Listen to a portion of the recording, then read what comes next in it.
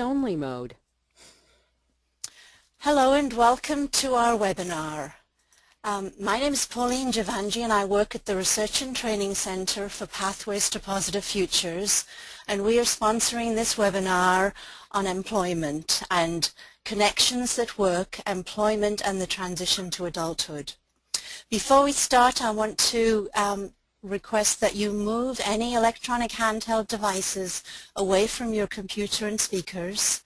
We recommend that you close all file sharing applications and streaming music or video. Check your settings in the audio panel if you're experiencing any problems. During the presentation you can send questions to the webinar organizer, but these will be held until the end. We'll have question time for the last 10 minutes. Audience members will be muted during the call. A recording of the webinar and a PDF of the presentation and list of resources will be available online at our website at www.pathwaysrtc.pdx.edu.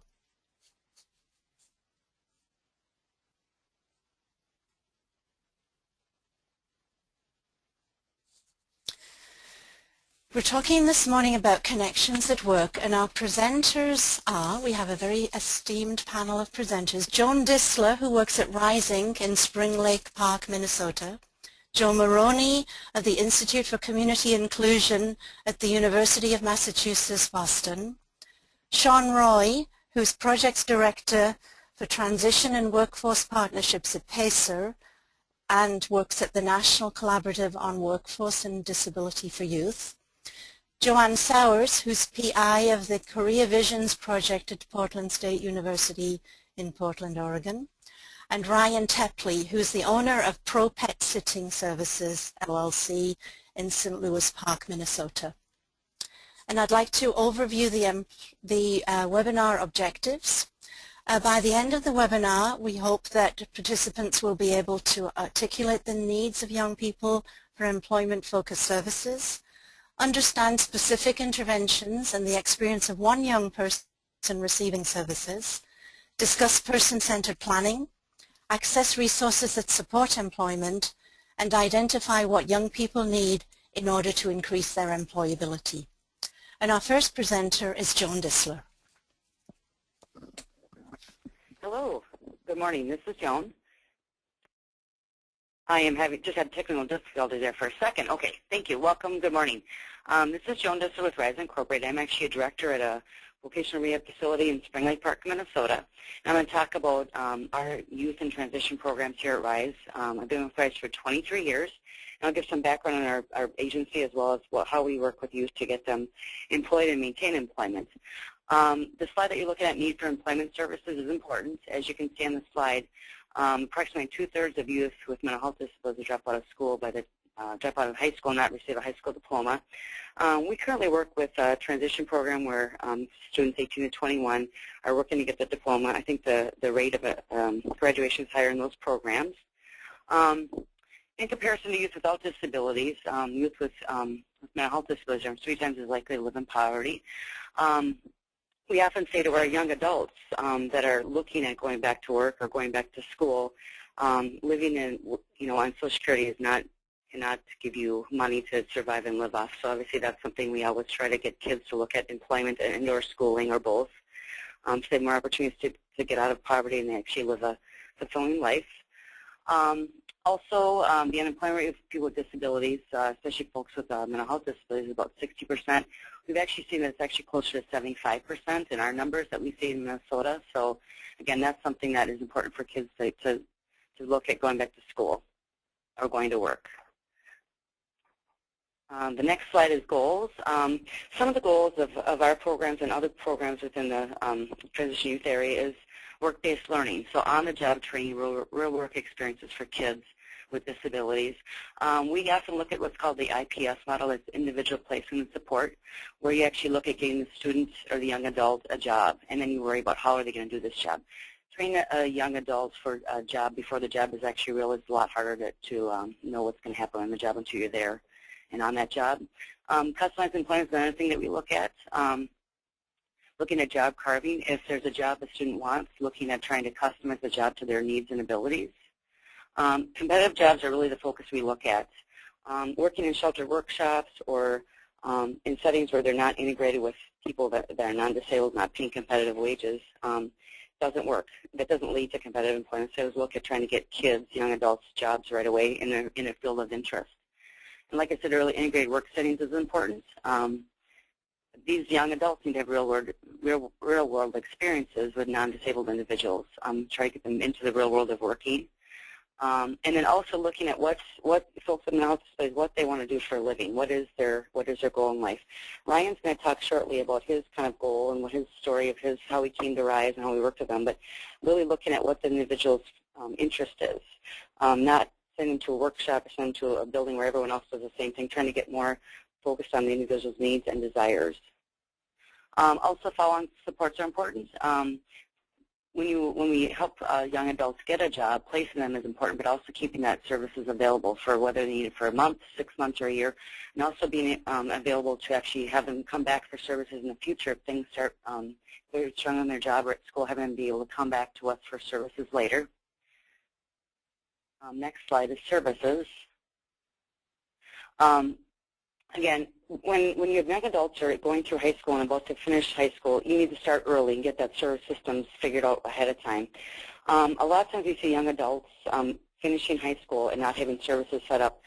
Parents, service providers need to really start looking ahead of time and getting those services worked out at least 6 months or a year before they graduate, because once they graduate, it takes several months to get those services rolling. So again, the sooner you start, the better. I keep saying that procrastination is the worst thing you can ever do for folks that need help once they graduate from school. Again, like I said, that time that it takes just to get services can take months and months. So again, trying to really focus ahead of time. Planning when they're in high school, even 9th grade, 10th grade, is never too early to start. And then access issues, the services that are available should be appropriate to the individual's skills and abilities. Example, if someone has a very good reading level, they should be working in a job that uses their skills. If someone cannot read well or has other issues, then don't give them a job that they cannot do. Make sure those services are appropriate to that young person's abilities and skills and their needs. As far as in the next slide, which is definition, service tunnels is always an issue we see. A lot of transition schools do service tunnels where they only offer certain things, this kind of job or this kind of education, trying to really focus those services on what the student and young adult needs to do to be successful. That is so important. If someone has 3 options and they want to do something else, a lot of times they're stuck in that one thing or 2 things that are available and can't do other things. So really looking at having their interests really fit what they're going to be doing next. Service cliffs, that's very similar. Plan transition service systems early. Like I said, it can take up to 6 months. So involve families, involve social workers, schools as early as you can, trying to get things rolling, because a lot of times when you turn 18, there's whole different set of services. Unless you're planning way ahead of time, it's hard to get those services to continue on. You might see a gap in services. It's very important as well. A little bit of our program. We actually are a program in Spring Lake Park, Minnesota, which is near the Twin Cities. We provide vocational services to folks with all kinds of disabilities, mental health disabilities, development disabilities, physical disabilities. We really are pushing to do what's called the IPS model, Individual Placement and Support Model, where we place individuals in jobs and train them at that point. So we train them ahead of time for a job. We try to train them on the job as they're learning the job, working along with them. We serve about 4,000 people a year, 3,000 of those in vocational services and about 1,000 in housing.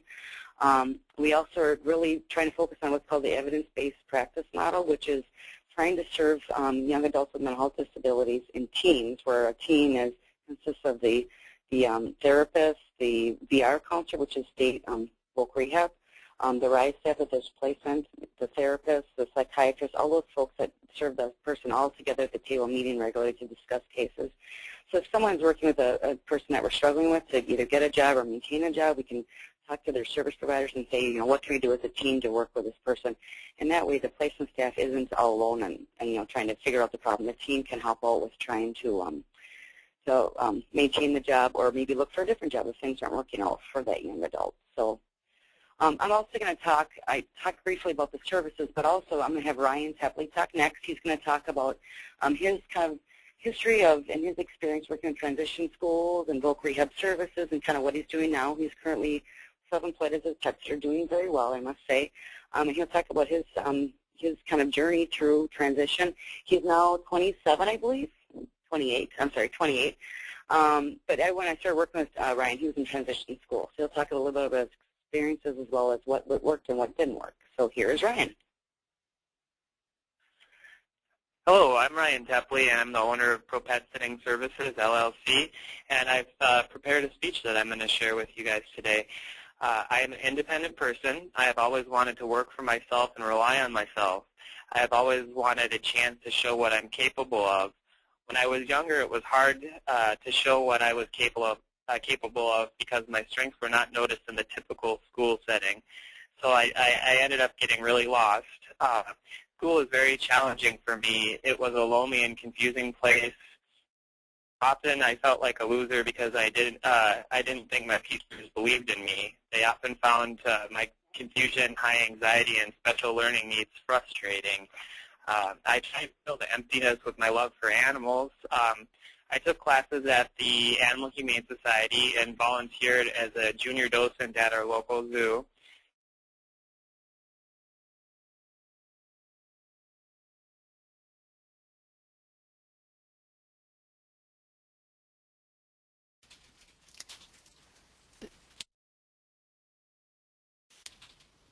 This is Pauline speaking. I'm not sure what happened to Ryan. Ryan, can you continue speaking? Did you accidentally put your mic on mute? Hello, Ryan? We've lost Ryan's audio. I think we should move on to Joanne. Maybe if Ryan can pick it up, we could hear a little bit more from him later in the session. This is Joanne. Can you hear me? Yes, you sound Pauline, like... this is... Yes. Oh, yes. Go ahead. Okay. All righty. Well, I'm really pleased to have a chance to share with you a brief description of a study that we're conducting on career planning for young adults who have mental health issues. And as Pauline said before in the introductions, this is one of several studies we're conducting here at the Pathways to Positive Futures project at Portland State University. The purpose of the study is to evaluate the effectiveness of an intervention that we have named Career Visions that we've developed for young adults who are between the ages of 20 and 30. In developing the intervention, we've gotten a great deal of input from young adults who have lived experiences with mental health challenges and in using mental health and employment services. Career Visions is focused on increasing the career planning self-determination of these young adults by providing them with information and strategies that are aimed at increasing their ability to take the lead in choosing a career and job goal, to take the lead in developing a plan that they wish to follow on their journey toward their goal, and to take the lead in identifying ways in which they can overcome barriers that they may encounter along the way. The overarching hope of Career Visions is to do really what Joan talked about, which was help these young adults who are really at a very critical juncture in their lives when they still have a great opportunity to set a life course toward employment and a job which they really would like to do, that they have some passion for, as Ryan was talking about, and which will provide them with a good income so that they don't get caught in long-term unemployment and a life of poverty, as is true for so many folks with mental health challenges. We have chosen to focus on self-determination as a key approach because the research, the evidence has shown that folks who are more self-determined are more likely to be successful in getting and keeping jobs and getting and keeping good jobs. Self-determination is not something that someone is born with or born without. It's really a set of learned skills. We all must have a chance to learn to make well-informed choices about goals and career goals and how to make plans that will be successful in leading us to those goals.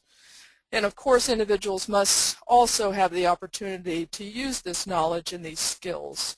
In other words, services and programs and policies must be designed in such a way that they encourage young adults to take charge of their own career planning. The career visions intervention that we are using in our study is an adaptation of an approach that was developed by Dr. Michael Wehmeyer, which is called the Self-Determination Career Development Model.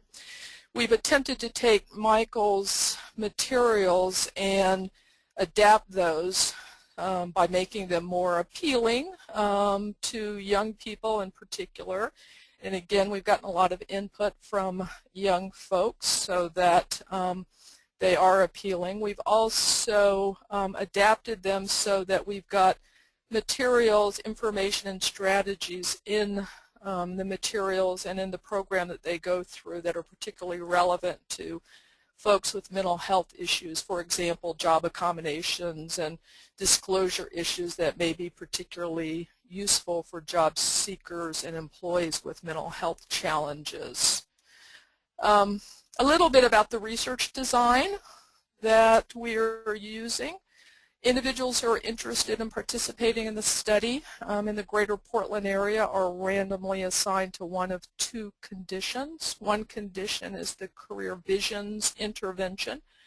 The young adults who are selected to be in the career visions program meet with a staff person about once a week for 12 meetings to go through a guide during which they learn the career planning self-determination strategies, and they apply these strategies to identify their career goals and plans. At the end of the 12 meetings, the young adult continues to meet with our staff person about twice a month for 9 months in order to get support and encouragement in taking steps in their career plan. So they're actually in the project for a full year in terms of getting assistance and support. The young adults who are not randomly selected to be in the full Career Visions project meet with the staff person for about 3 hours, during which they receive a quick review of the career planning self-determination strategies, and we share with them some employment resources that they may wish to attempt to access, such as Voc Rehab and WorkSource. The next slide gives an overview of the key 3 phases of the career planning self-determination approach that the young adults in the program learn to use. And again, these phases are based on the model of Michael Wehmeyer. In phase 1, they do similar kinds of things that Joan was talking about.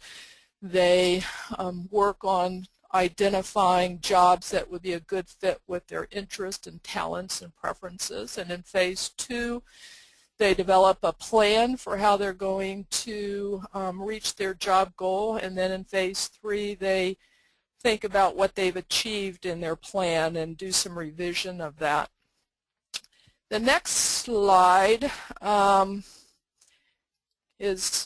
gives you the kind of steps that they go through in each of those phases, and it's really the model is developed and designed in such a way that folks go through and ask questions in a problem-solving type of way as they go through developing their goals and their plans. The first set of, in phase 1, the first question that they're asking is really probably one of the most important parts of the whole process, is really in a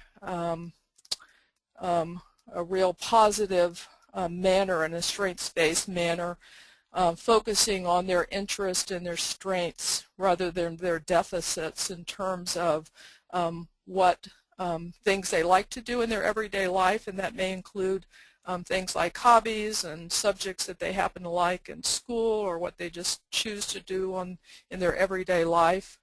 And then their strengths can be anything from being good at making people feel good, or really doing well when working with animals, or really good at math. So it can be all over the map. And then the work preferences are those things in terms of what kind of job kind of conditions that they would like to be able to prefer to be able to have in their job, and that will increase their success on the job. And that can be everywhere from what time of day they probably would do best on the job, and is it the kind of job that they'd like to move around a lot, or a more sedentary job. I don't really have time to go through all of the other questions, but after they identify their interests and strengths and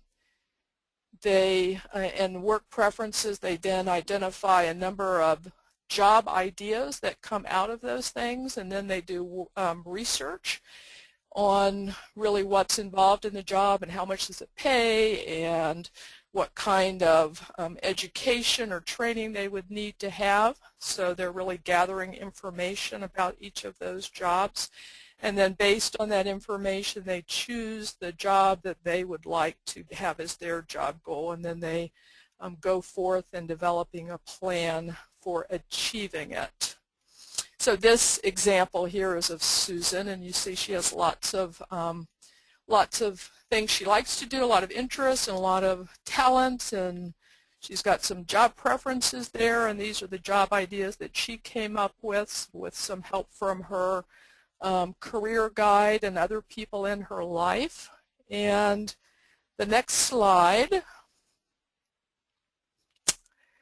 shows that Susan had decided that based on the information she gathered, she wanted to be a massage therapist.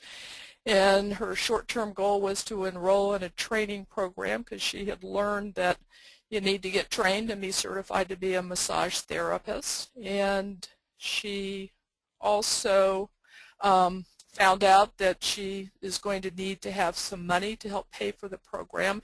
And so she goes through and lists the kinds of things, the specific steps that she needs to do to be able to identify the training program that she would like to participate in, and then how she would like to go about trying to find resources to pay for her tuition. And the first big step there, the highlighted one, is she's going to interview, get an appointment with someone at a particular massage therapy program, and go and interview and talk with that person and decide if that would be a good match for her. And then she's going to make an appointment and talk with her vocational rehabilitation counselor. And then there's also one there with part of it is when she's going to do it and the progress that she's making in doing each of those.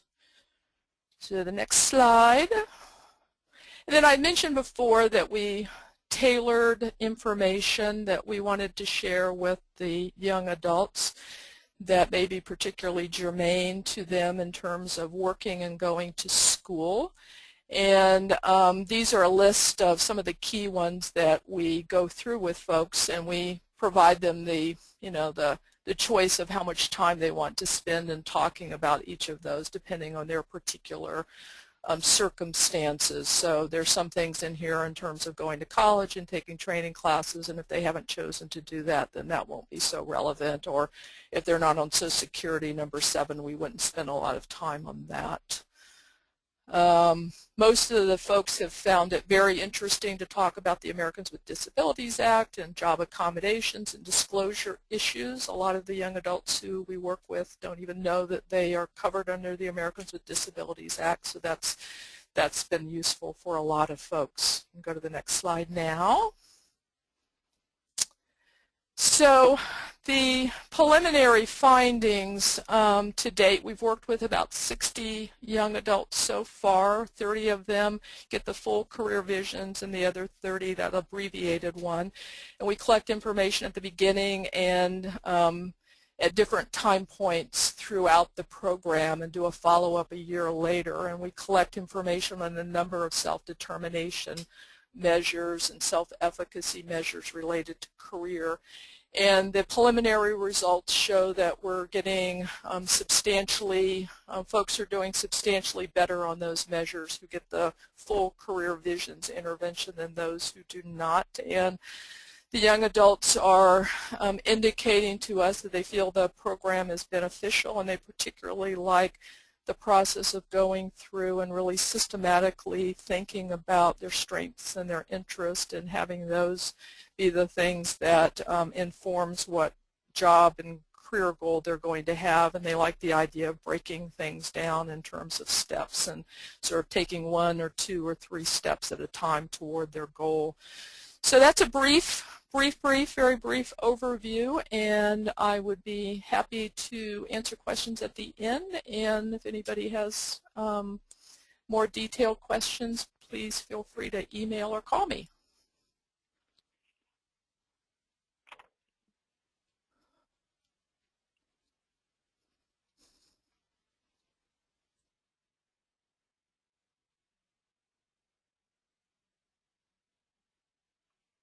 All right, this is Sean. Can everybody hear me? I'm going to assume that people can hear me. If you can't, just give me a little message on the message box. Hello, everybody. I wanted to first of all thank Pauline and everybody at Pathways for the opportunity to participate today. My name is Sean Roy, and I work at an organization in Minneapolis called the PACER Center.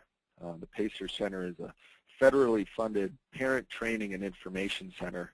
We're a national organization that takes a look at disability issues through the lens of family. PACER is also a partner in the National Collaborative on Workforce and Disability for Youth.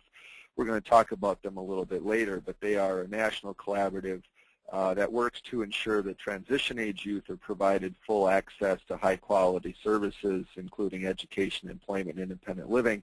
And it's a TA center funded by the United States Department of Labor's Office of Disability Employment Policy. So some of you may or may not be familiar with the work of the collaborative. When I was asked to speak today, I was told that the folks on the call would probably would not have a great amount of experience or expertise around the idea of employment. And so the first thing that I was asked to do was talk a little bit about the policy context for employment. What are some of the pieces of legislation that impact employment for people with disabilities? So in general, most U.S. disability policy holds as its basic principles that 1, disability is a natural part of the human experience, and 2, it makes an attempt to ensure that people with disabilities have equality of opportunity in several key areas, including employment. I think the idea of equality of opportunity is important because equality of opportunity does not mean that people have a right to be employed. So a misconception of a lot of the public policy is that people have a right to have a job, and that is not necessarily the case. People with disabilities have the right to have access and not to be discriminated against if they are qualified, which we're going to talk about. Probably the best known piece of civil rights legislation in this country is the Americans with Disabilities Act from 1990, amended in 2008. The American with Disabilities Act, otherwise known as the ADA, affects access to employment, state and local government program and services, physical access to public places, transportation, and telecommunications. Like most laws, the ADA is broken down into titles, each addressing access to a separate area. Title I deals with employment and prohibits discrimination against people with disabilities in recruitment, hiring, promotions, training, and pay. Now, the people who are protected, considered protected under the ADA include anyone with a physical or mental impairment that substantially limits one or more life activities, walking, talking, breathing, communicating, considered a major life activity, or a person having a record of such impairment, So for instance, if you had a condition such as cancer, the cancer is in remission, but the employer caught wind that you used to have it, and therefore there was a discriminatory action taken against you, you could be covered under the ADA. Or if you're a person who is regarded as having such an impairment, let's say that you have a facial disfigurement, and you are discriminated against, you are regarded as having a disability and covered under the ADA. The ADA also outlines a process by which people who are qualified to do a job can receive job accommodations that allow them to do the essential functions of the job. I think it's important for our discussion today as we talk about employment for young people with mental health needs that they understand that there are job accommodations available and that people often take advantage of accommodations so they can do the job that they are hired to do. It's important, however, to note that the ADA does not require employers to hire an applicant with a disability, nor does it make it illegal for an employer to fire an employee with a disability. So the ADA is a civil rights protection, but to be protected you have to disclose your disability and you have to be a qualified individual. You have to be able to do the job anyway. The Rehabilitation Act of 1973 was a milestone for people with disabilities in this country. It authorizes several key programs, including the state's vocational rehabilitation programs, client assistant projects, centers for independent living, and civil rights protection. It also prohibits discrimination in federal programs. So any program that's receiving federal financial assistance is covered under the Rehab Act in terms of not allowing discrimination against people with disabilities. For our purposes today, the state's vocational rehabilitation programs and knowing about them is probably the most important, but also knowing that Section 504 of the Rehab Act is what allows students with disabilities to be able to get full access and accommodations to post-secondary classes and college settings. So that is extremely important. The Workforce Investment Act of 1998 is this country's umbrella legislation around workforce. It consolidated various employment and assistance programs under one location. I'm assuming that people on the call are from various states. You may know these as workforce centers. You may know them as one-stops. The Workforce Investment Act offers many services, or consolidated rather many services, and also offers adult and youth employment programs and job search assistance at the Workforce Center. The Workforce Investment Act, the programs are mandated to serve what's called the universal customer. So people with disabilities can access all the same programs as everyone else. Oftentimes we hear that people with disabilities go into workforce centers and they're automatically routed to the vocational rehabilitation program because that's the program that works with people with disabilities, when in fact people with disabilities are supposed to have access to all the programs. It's important to note that vocational rehabilitation staff, the vocational rehabilitation program is often co-located at the workforce centers. So they all work together, they all work in concert. I wanted to take a look at the state's Human Rights Act in terms of our conversation today because the state's Human Rights Acts often have their own laws prohibiting discrimination of protected classes in certain situations, including employment. And so it's important to know that there's federal protections, but there's also state protections. And oftentimes the state protections are a bit more powerful or a bit more easy to access than the federal processes and protections. So I would encourage you, if you're ever working with a young person that may be experiencing discrimination, that you don't forget that the state's Human Rights Acts are often an excellent tool for you to be able to see if you can't get some recourse. Finally, the last piece of legislation I want to talk about is the Individuals with Disabilities Education Act. The individual, or otherwise known as IDEA, IDEA, mandates that all youth with disabilities are entitled to a free and appropriate public education. In fact, the United States might be the only country that has made a commitment to educate all of our children in the same way. The original law came about, I think, around 1976, and before that, students with disabilities, could legally be denied access to education in this country. Part of IDEA is a transition, a formal transition planning process that is supposed to start either at age 14 or at 9th grade, that is supposed to help young people with disabilities identify their future goals and prepare for a life of employment or post-secondary education or independent living. And that transition process is often underutilized. And I would encourage everybody on the phone to become familiar with what happens during the high school years as a way to build skills for later on. I think I wanted to note about EBD or emotional disturbance. Emotional disturbance is a common label given to youth with mental health needs in a school setting. However, it is not a medical diagnosis. And so it's important to note that a young person may qualify for special ed by having an emotional disturbance label. That doesn't necessarily mean they're going to qualify for any other types of services, because emotional disturbance is not recognized as a medical diagnosis, so it's something to keep in mind.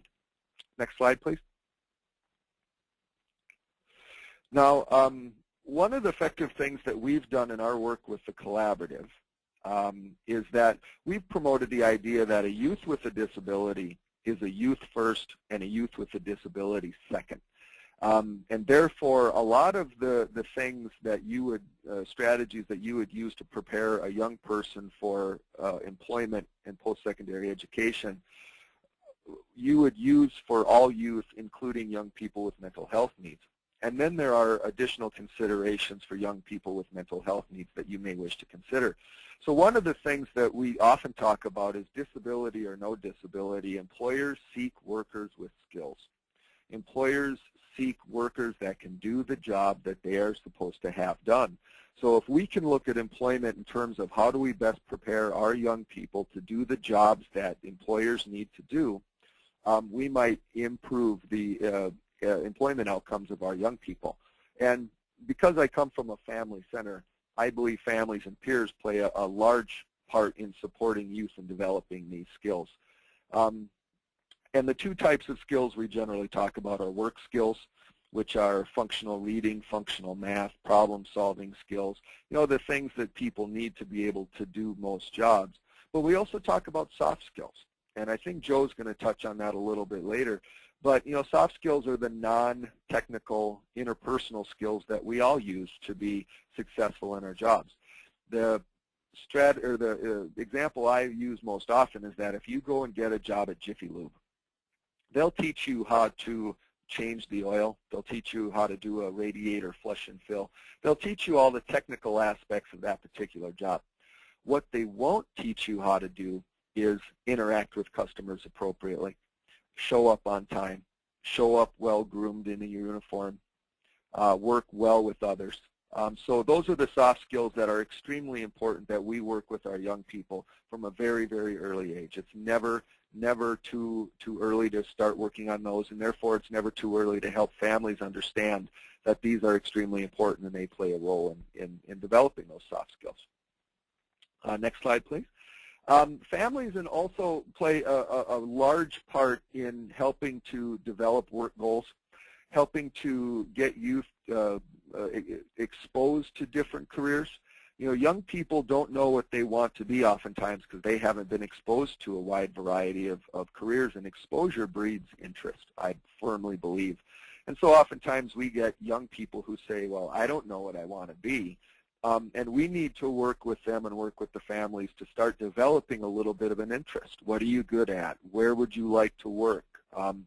And other considerations as we work with families around the employment issue is discussing issues of disclosure. Are you going to tell an employer about your disability? Do you need to tell an employer about your disability? Identifying job accommodations that we talked about before. Are there times of the day that work better for you to be able to work, and is that something that your employer can accommodate?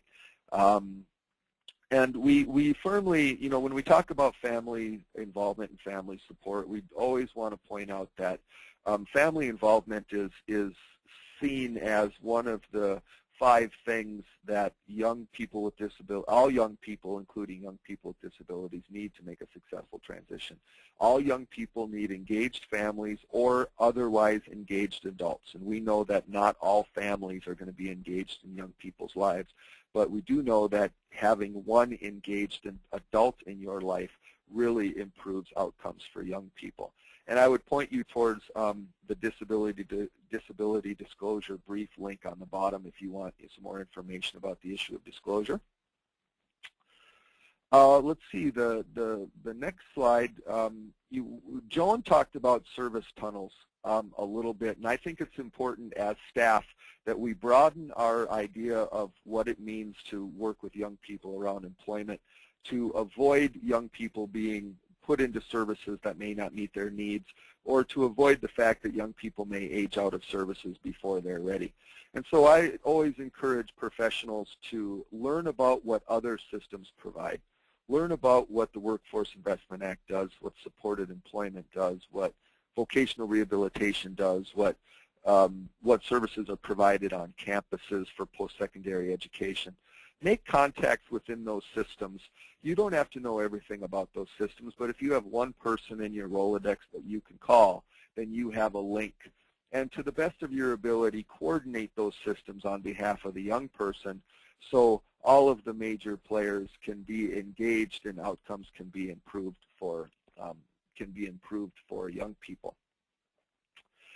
I would strongly encourage you to go to the National Collaborative website. We've got fantastic resources on disability disclosure, on assessments.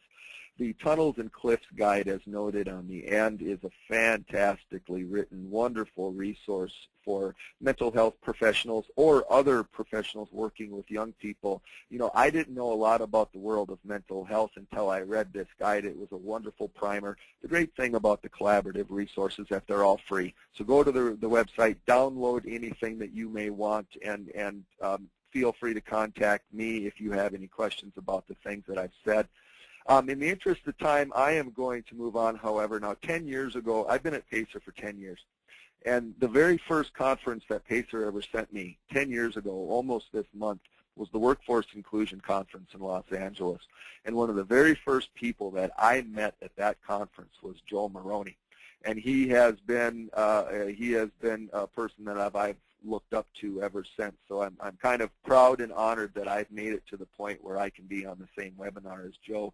Joe works for ICI, the Institute for Community Inclusion out of UMass Boston, but telecommutes from Portland and has over 30 years of experience in mental health and employment. So I give you Joe Maroney. Hello, everybody. I chuckled at that. I love a person with low standards. I'm doing the teleconference from the Delta Lounge at Orlando Airport, so someone may have to cut me off because I have to do it from a cell phone. And if anybody breaks into an a cappella version of It's a Small World, don't blame me. So, the folks want me to talk about employability, but I wanted to set some context before we get to that first slide, because since I'm doing the last one, I'll try to wrap up by 10 to 11 West Coast time, so we have the 10 minutes for questions. But to some extent, some things which everybody touched on, but I think are important to be clear about is, number one, and Sean talked about it, kids, I say kids, young adults, often people like we call kids, young adults, youth in transition, basically, particularly, roughly speaking, until the age of 25, act like youth in transition. So a lot of folks who seem to have these sort of aberrant behaviors, in essence, quote-unquote, age out. They do just fine. So I think it's important not to over-medicalize common kinds of behaviors in youth that maybe get exaggerated with kids with emotional disabilities, but are not necessarily that atypical. Another thing, I don't know exactly who's on the webinar, but part of the issue is that unlike folks with developmental disabilities, the kids who get labeled with emotional behavioral problems, and usually focuses on behavior, don't usually transition, so to speak, seamlessly into the adult mental health system, which is not necessarily bad because a lot of people age out, so to speak. But often what happens with the folks who aren't doing well is they leave the school system and they fucked around for a bit, and not all of them, or even the majority of them, but a lot of them wind up either with substance abuse or involved with the criminal justice system, and then get engaged with the mental health system at an adult age. So when we talk about service transition, it's not as seamless, and frankly, it probably shouldn't be, and probably it's better. It's not as seamless as for DD transition, because then kids don't get, if you will, trapped in the system. Joe? But also they may not necessarily get all the support. Yeah. Joe, this is Pauline Yes, interrupting you. There's a lot of echoing. I'm not sure if it's something about where you're sitting or, but it's, No, I think it's the overall. I think it's the electricity in the Sky Club. And I've been in 3 different places. it's a little better. That's a little better. So you want me to try from here? Well, let's keep going, but people are having a, Okay, give it another try, Joe. Okay, work, thanks. I told Pauline not to be shy about it, because it's nothing worse than being on a conference call and having giant echoes. The other issue that Sean touched on is that a lot of the folks who fall into this category often don't necessarily, or often don't have a strong adult in their life helping to influence them, not control them, but influence them. So some of the career guidance, and I think if you get to the details of the stuff Joanne talked about, some of the career guidance is just not sort of casually drawing people out, but also helping people get some better sense of sort of what might be a strength of theirs and how others might help them. Let me mention briefly. Joe, you're echoing really, you're echoing badly. Well, we can't do it then, because there's nowhere. Is there a quieter corner you could No, it's not a quiet corner. It's the electricity in this. You know what I mean? It's not. Yeah. It's not. There's no noise here. It's the. That's better. Computers. That's better. You sound better. Keep going. It might be annoying for the listeners. Okay. The one major thing about employability, which I think Joanne particularly touched on, but I think it's important to be clear about, is that it's not a static concept. It's not just a function of the person. It's a function of what we do with the person. So in terms of that first slide, that started with my name on it, that starts with career guidance, I mean, there's some obvious kinds of stuff that people can benefit from, and a lot of it I think you heard Joan and you heard Joanne mention. You know, guidance not in the sense of testing necessarily, but really drawing people out in a person-centered way, helping people get a better sense of the realities of certain pathways to careers. Some people want very specific information on technical skills, you know, what's really needed to get a job. Then there are experiential things like job shadowing and job experience. Yeah. Joe, someone just asked whether you might be on speakerphone. Are you on speaker or regular phone? No, I'm on a cell phone because it's the only option. Okay. There are no more phones in the okay. world. Okay. It's pretty echoey. So let me skip it then and move right to the questions. They have the slides. well, I think what we're going to do is try and get Ryan back onto the call because we lost Ryan partway through his presentation. So I apologize, Joe. I wish we could hear from you, but I'm sure you'll respond if people ask you questions. So let's keep that possibility open. Let's go to Ryan. And I'm sorry that it didn't work out for us to be able to hear you. Have a safe trip. So this is Joan again. Sorry for me and Ryan are in the same room using the same phone. So you want to ask Ryan some questions? You know, Ryan to finish up his advice for young adults. Do you want to do that part, or can you maybe cover that part? Let's have Ryan finish. Let's Ryan finish his presentation, particularly focusing on advice for elderly young. We don't know where it actually cut off, but I'll give it to him. He can finish up his advice and then maybe just in his closing part. How about that? Okay, here he is.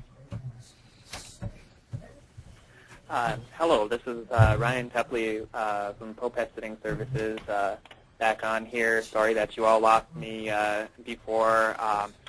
I'm just going to say in general, I think just having support for young people is, one of the biggest things out there that can be helpful. And the advice I would give other young people who are looking for employment is to seek out those who believe in you, figure out what you are passionate about and what you love to do. Get experience, become involved in every available opportunity that is related to your passion. Use the people who support you and believe in you to help you along the way, because we all do need support. The good things in life are not just handed to you, so find something you are passionate about and really put your heart and soul into it. In closing, I was once at rock bottom and had little hope for my future. I was lucky because there was always someone there who believed in me. With the support of my family and RISE, I was able to turn my dream of starting my own pet sitting business into a reality.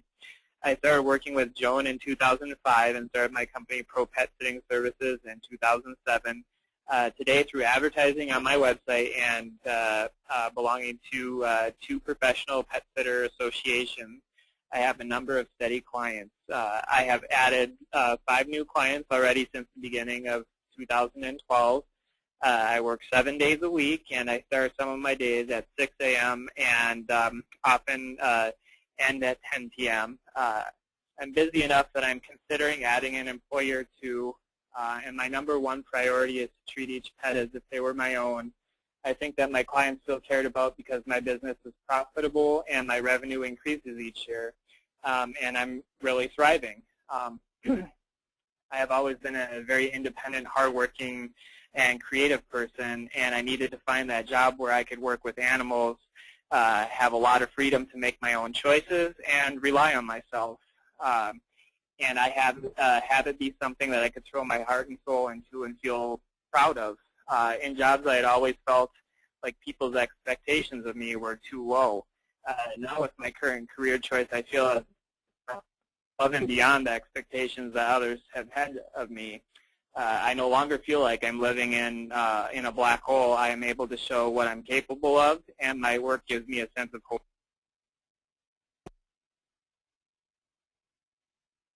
That's great, Ryan. It's wonderful to hear how successful you've been. So congratulations. At this point, we're going to transition to questions. And we have one question for Joanne from an audience member. So Joanne, your question is, why does it take someone 9 months to a year to go through the model, the Career Visions model? That seems like a long time to become employed. Well, these are folks can certainly become employed, and they do this on their own time in terms of how fast they want to take steps. This is not, I mean, I'm a great devotee of supported employment and getting jobs, folks into jobs as soon as possible, but for a lot of the folks that we're working with, they, after going through the first steps of this, are sort of like Ryan in some ways. Some of them want to start their own business, they want to go to school, they want to go after careers that take a bit more time in terms of being able to get to where they want to go. So a lot of the folks in the project have gone back to get GEDs and have gone to technical training, and some folks are in going to graduate school, and some folks are going to jobs sooner than that. So the 12 months is not, this is how long you're going to have to be in the project before you get a job. It really is that some of the steps they would take is after they get enrolled in a program and after they get a job, the things that they want to do in terms of getting job accommodations and using strategies that will help them be successful in the job. So that 12 months is really, in a lot of ways, the follow-up kind of thing that Joan was talking about in terms of helping folks to continue to maintain what they've achieved and continue to take steps toward their career goal or job. Thank you, Joanne. Our next question, I think I'll direct to Sean. Sean, the question is disclosure optional, and isn't disclosure at odds with a strengths perspective? That's a great question. Disability disclosure in an employment situation or even at post-secondary education is always optional. Disability disclosure is a personal choice.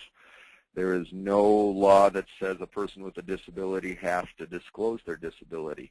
However, most, if not all, of the civil rights protections under the ADA require that the person with a disability disclose their disability to be able to get job accommodations. And so it ends up being kind of a double-edged sword in a lot of cases. I think that in the disability community you'll get an answer split right down the middle. Some people will say never disclose because you're opening yourself up for discrimination. Others will say you need to disclose to be able to get the accommodations and have a nice clean slate with the employer. What I often tell families and young people is that if you have a disability that's going to impact your ability to be employed, let's say for instance that you have narcolepsy and you want to work in a factory. Well, if you go there and you don't tell them about it, and then all of a sudden something disability related happens that causes an issue on the job, they can let you go. Just that's it. They can say, I'm sorry, they can let you go. Now, if you disclose your disability and say, for instance, I'm a person with mental health needs, and there might be a few days here and there where I'm going to need to miss work. If you get the job, boom, and you miss large chunks of time, the employer might be more willing to say, okay, we know what's going on here. We're going to hold the job and everything is okay. So disclosure is a very sticky situation. There's no right or wrong answer to it. It is a personal choice. Thank you, Sean. And I think we have time for one more question, and it's for Ryan. And Ryan, the question is, was there one particular person or agency that helped you most to be successful?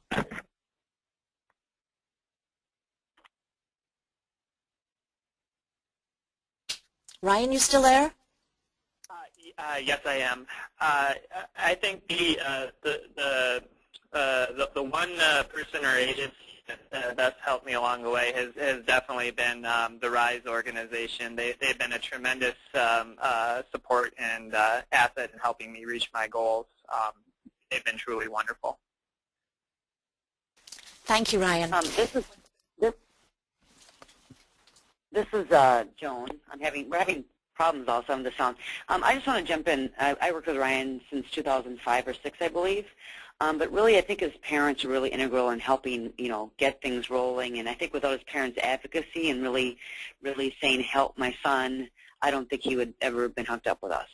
I mean, that's really important. It's just the parents being involved and really pushing to get the services that their children need. I think you really have to nowadays to get good services. Not always, but sometimes you can struggle to get those services moving quickly and efficiently. So, thank you. Thank you for adding that, Joan, and certainly that makes really good sense that it's families and service providers working together that can be most helpful in supporting youth. We're drawing to the end of our webinar, and those of you who have sent in questions that we have not been able to answer yet, we will respond via email. So please give us a day or two to gather the information or contact presenters and get back to you. We would also like to mention that the materials from the webinar will be posted on our website, and the address is there for you, as well as a list of resources that we have prepared, and we hope you'll use those and share them with your colleagues. Also, if you have questions, you can contact any one of us, Eileen Brennan, or myself, Pauline Giovangi, or Claudia Selmayr. You will receive an email with a brief evaluation form in a few weeks' time asking how useful this has been, and we would appreciate your feedback so it can help us to plan future webinars. And finally, we would like to acknowledge our funders and the organizations that have supported this work, and a final thank you to our presenters today. Thank you all.